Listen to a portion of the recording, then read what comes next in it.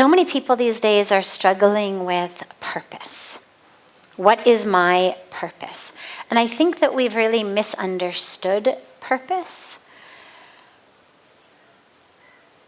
A lot of us have this misconception that my purpose is going to be, when I find it, when I figure out what it is, that it's going to be just one thing in my life. Like, this is going to be my thing. It's going to pay my bills. It's going to be lucrative. It's going to be enjoyable. I'm going to be so excited to get up every morning and do it. It's going to make people appreciate me, love me, follow me. I'll become an influencer. I'll become a magnet. I'll become this. I'll develop a following. It's going to satisfy everything that I need and want. And so our lives in many ways are kind of paralyzed as we wait for what is my purpose. The Mahabharata war lasted 18 days. That Dharma of Arjun's to fight the war was 18 days.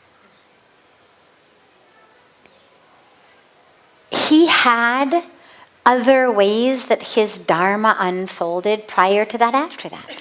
He was a son, he was a husband, he was a father, then he was a king.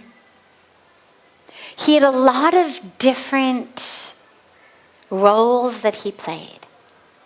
And so when we look at him, the mistake that we make is, oh my God, I wish I had God standing right next to me telling me what my Dharma was. But first of all, we do. We just have to be quiet enough and listen. God is speaking inside of us, not even just next to us. But it's also important to realize that just like Arjun, in our lives, we may have different dharmas at different times in our life, and even at one time. We have dharmas as children to our parents, as parents to our children, as spouses to our spouse, as different roles we play in society. In addition to that thing that feels like the reason that I'm here. So number one, it only lasted 18 days. Number two, it was not fun at all. I cannot imagine that during those 18 days, Arjun woke up every day and said, oh, thank God, another day in the battlefield. Wow, thank you so much for this beautiful opportunity. I can only imagine he woke up every day essentially going, oh my God, please tell me that was just a nightmare. Please tell me I don't actually have to go back out there and do that again today. It wasn't lucrative. It wasn't something that he came back to the tents at the end of every day and everybody said, oh, wow, great job. It was awful. It was awful. He lost his children in the process.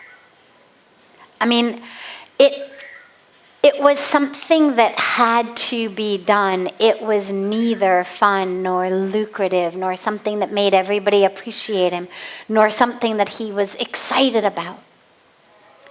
And it's really important as we think about Dharma to realize that there are things that we are called upon to do in life based on our skill set, based on our resources, based on our life path, that we know is a piece of work that needs to happen through us. And it may not be fun. And it may not be lucrative. And it may not be something that gets everybody to follow you on social media. But that's your Dharma.